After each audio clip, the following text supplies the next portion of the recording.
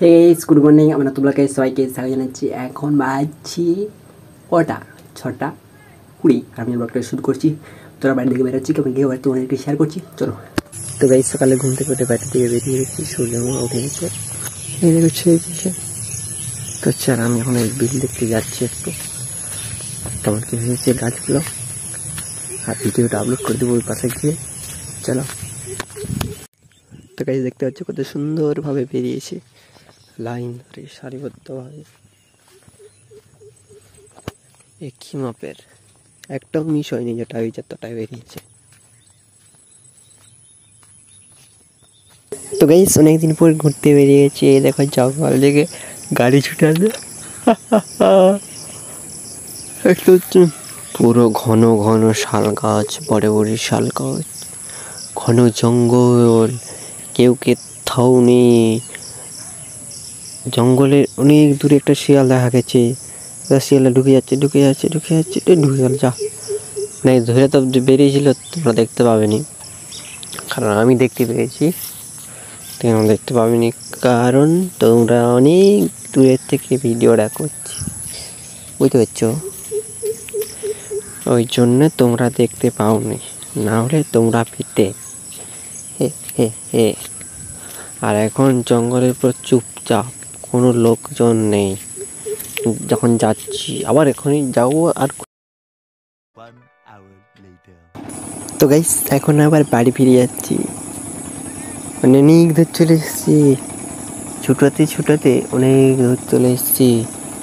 অনেক কেউ কোথাও নেই, টুকু যাচ্ছি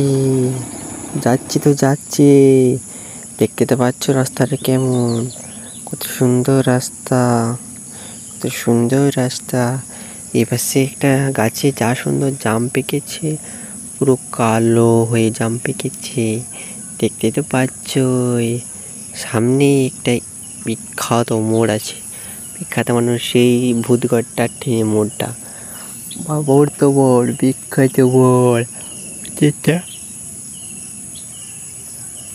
চলো ওইটা স্পিডে করে একটু বেরিয়ে যাই, নাহলে ভূত বেরিয়ে যাবে। ভূত আছে নাকি, এটা একটা লোক গেল, গেলে লোক যাওয়া আসা করছে এখন, নাহলে এই রাস্তায় যাওয়ার সময় কাকেও পাইনি, আসবার সময় পাচ্ছি একটা দুটা লোক।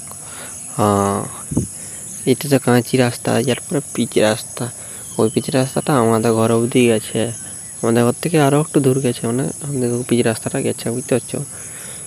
চলো, এই তো কাঁচি রাস্তা যাচ্ছি আস্তে আস্তে, একদম এই তো আর একটুর মধ্যে পিচ রাস্তায় উঠে গেলি, পিচ রাস্তা যাবো একটু, তারপর আর ভিডিও করে মানে বন্ধ করে দেবো, তারপর তাড়াতাড়ি ঘর চলে যাবো, মানে একটা ভিডিও করে নিলি তোমরা দেখানোর জন্য।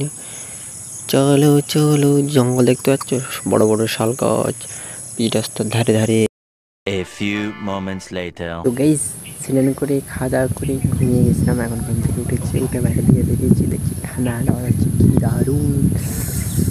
চার একটা শর্ট ভিডিও শুট করলি এখন, তারপরে না করলে একটু পর করবো, চলো। তো গাইস, একটু পরে বলছিলাম না, এই যে একটু বাইরের দিকে এসেছি, বাইরের দিকে শ্যুট করবো, ঘরের ভিতরে ডিস্টার্ব হয়, আওয়াজ আসছে ঘরের এই ধার সে ধার, বুঝতে হচ্ছে, বাইরের দিকে এসেছি। আর আসতেই একটা সাপের দেখা পেয়ে গেছিলাম, ঢ্যাবনা সাপ, গিরগির করে ছুটে গিরে গেল, এরকম মাথা ঠান্ডা। তারা শ্যুট করি। গাছের গোড়ায় প্রতিদিন জল না ঢেলে মদ ঢালবেন, দেখবেন গাছটা মাতাল হয়ে বৈশাখ মাসের ফল ভাদ্র মাসে দিচ্ছে।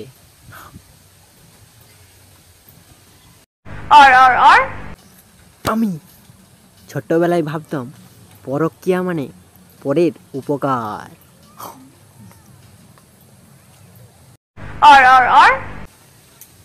সব মেয়েদের মধ্যে একটা সিআইডি ভাব লুকিয়ে থাকে, বয়ফ্রেন্ডের এক মিথ্যে কথা এক চুটকিতেই ধরে ফেলা।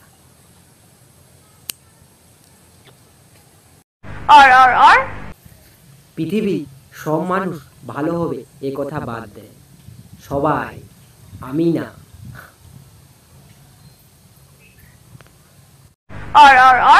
একটা বিষয় খেয়াল করে দেখেন, ইংরেজির বি ডি পি কিউ এগুলো সব একটাই, শুধু শুয়ে বসে, চিত হয়ে, কাত হয়ে, ফটোশ্যুট করি। তো গাইস আমি এখন গোটা কতক শর্ট ভিডিও শ্যুট করলাম, শ্যুট করা হয়ে গেছে। এখন তোমাকে বাইরের দিকের আবহাওয়াটা দেখিয়ে দিই।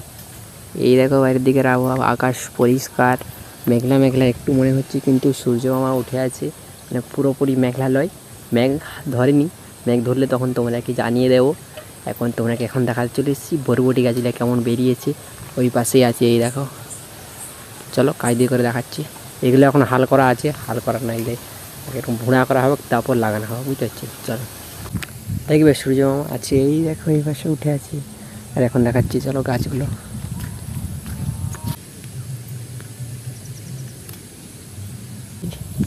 তাহলে দেখো কত বড় হয়ে গেছে, আর এগুলো দেখো ছোট্ট ছোট্ট, এগুলো পরে খঞ্জিয়েছে, এগুলো বেরোয়নি বলে, নাহলে এদিকটা ফাঁকা হয়ে যাবে, ওদিকে খঞ্জিয়েছে।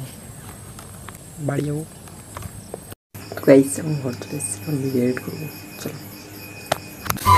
গাছের গোড়ায় প্রতিদিন জল না ঢেলে মদ ঢালবে, দেখবে গাছটা মাতাল হয়ে বৈশাখ মাসের ফল ভাদ্র মাসে দিচ্ছে।